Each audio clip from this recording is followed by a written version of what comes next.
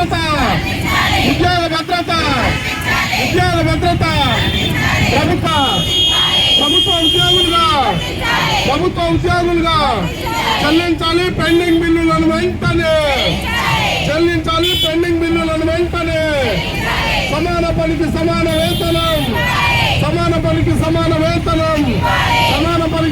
వేతనం retirement benefits 5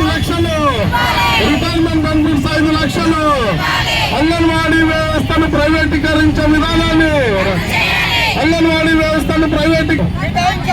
ICDS కు budget లో అధిక నిధులు ఐసిడిఎస్ కు అత్యధిక నిధులు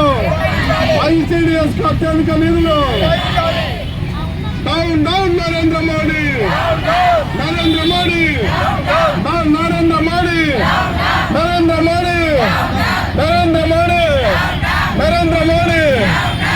సిగ్గు కేంద్ర ప్రభుత్వం 4.5 వేతనాలు ఇవ్వడమా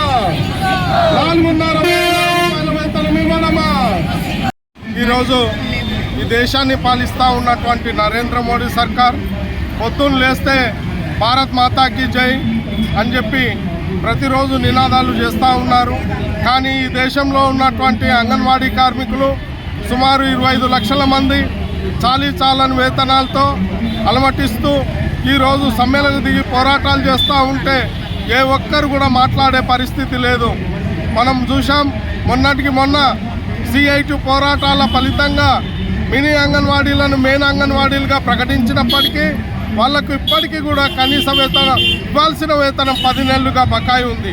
అంతేకాదు కేంద్ర ప్రభుత్వం PM శ్రీ అనే పథకాన్ని తెచ్చి అంగన్వాడీ వ్యవస్థనే పూర్తిగా ప్రైవేట్ వ్యక్తులకు అప్పచెప్పే ప్రయత్నం చేస్తూ ఉంది.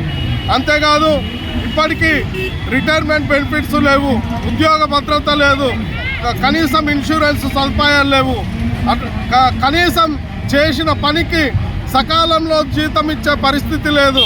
అంగన్వాడీ కార్మికులు అనేక ఇబ్బందులు పడుతూ ఉన్న పరిస్థితి ఉంది. తమ జీతాల నుంచి ఈరోజు సెంటర్ల అద్దెలు కడతా ఉన్న ప్రభుత్వము ఏమాత్రం పట్టించుకోనటువంటి పరిస్థితి ఉంది. పని చేయకపోతే అధికారులు వేధిస్తూ ఉంటారు. మరి సెంటర్ల అద్దెల విషయంలో మాత్రం సూపర్వైజర్లు కానీ CDPOలు కానీ బాధ్యత తీసుకునే పరిస్థితి లేదు. సిలిండర్ అయిపోతే సకాలంలో సిలిండర్ ఇచ్చే పరిస్థితి లేదు. ఆ సిలిండర్ ఛార్జీలు కూడా అంగన్వాడీ టీచర్లే తమ జీతాల నుంచి భరించాల్సిన పరిస్థితి వస్తుంది. ఇవాళ కూరగాయల బిల్లులు, అట్లాగే జిరాక్స్ ఛార్జీలు, ఇలా అనేక రకాల సమస్యలతో ఈరోజు అంగన్వాడీలు సతమతం అవుతా ఉన్నా ఇప్పటికీ ఈ రాష్ట్ర ప్రభుత్వం కానీ కేంద్ర ప్రభుత్వం కానీ పట్టించుకోనట్టుగా వ్యవహరిస్తూ ఉంది. ఈ సమస్యల్ని వెంటనే పరిష్కరించాలని ఈరోజు 2 రోజులుగా సమ్మె చేస్తూ ఉన్నాం. ఇప్పటికైనా పరిష్కారం చేయకపోతే భవిష్యత్తులో తీవ్రమైన ఒత్తిడిని అంగన్వాడీ కార్మికుల నుండి ఎదుర్కోవాల్సి ఉంటుందని చెప్పేసి కేంద్ర ప్రభుత్వాన్ని, రాష్ట్ర ప్రభుత్వాన్ని హెచ్చరిస్తూ ఉన్నాం. నా పేరు పి స్వర్ణ, జిల్లా కార్యదర్శిని. ఇప్పుడు ఈ రోడ్డు మీదకి అంగన్వాడీ టీచర్స్ వాయలము 2 రోజులు 48 గంటలు సమ్మె ఎందుకు చేస్తున్నామంటే మాకు కనీస వేతనం లేదు. 2 యాప్లు తీసుకొచ్చారు, ఒకటి రాష్ట్ర ప్రభుత్వంది, ఒకటి కేంద్ర ప్రభుత్వంది. అంటే మనిషి ఒకటే పని చేస్తారు, కానీ 2 యాప్ల వల్ల మేము పొద్దున లేచి నుండి పోతే రాత్రి 12 గంటల వరకు ఆ ఫోన్లోనే ఉంటున్నాము. అంటే మానసికంగా బాధ కూడా అవుతుంది మాకు. ఆ పోషణ ట్రాకర్లో ఫోటో క్యాప్చర్ అని తీసుకొచ్చి 7 నెలల నుంచి 3 సంవత్సరాల వాళ్ళకు 16 గుడ్లు బాలమృతం ఇస్తాము. ఆ బాలమృతం ఇంతకుముందు డైరెక్ట్ వాళ్ళకి ఇచ్చి ఫీడింగ్ డేస్ కొడుతుంటుంది. కానీ ఇప్పుడు కాదు, మోడీ ప్రభుత్వం ఏం తీసుకొచ్చారంటే అంగన్వాడీ టీచర్లు అందరూ వేసుకొని తింటున్నారు కాబట్టి మీరు ఇప్పుడు ఫోటో క్యాప్చర్ చేయండి అంటారు. సరే, ఫోటో క్యాప్చర్ కూడా మేము చేస్తాము, కానీ OTP లేకపోతే అది ఈజీగా అవుతుంది. OTP చెప్పేసరికి ఇప్పుడు భర్తల ఫోన్ నెంబర్ ఉంటుంది, భార్యలేమో సెంటర్కి వస్తారు. ఆ సెంటర్కి వచ్చిన తర్వాత OTP చెప్పమంటే ఆ భర్తలు ఎన్నో పనిలో ఉంటారు. వాళ్ళు OTP చెప్పమంటే ఒక్కసారికి కొడితే రావట్లేదు, 4-5 సార్లు కొడితేనే OTP వస్తుంది.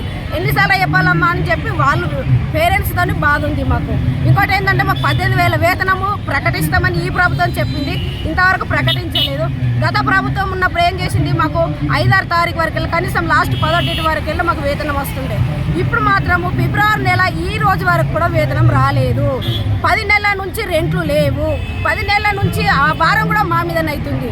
ఓనర్ వాళ్ళు ఏం చేస్తున్నారు, తీసి పడేస్తున్నారు. అధికారులకు చెప్తే ఏమంటున్నారు, అమ్మ మేము అన్ని పంపించినాము పైనుంచి రావట్లేదు అంటున్నారు.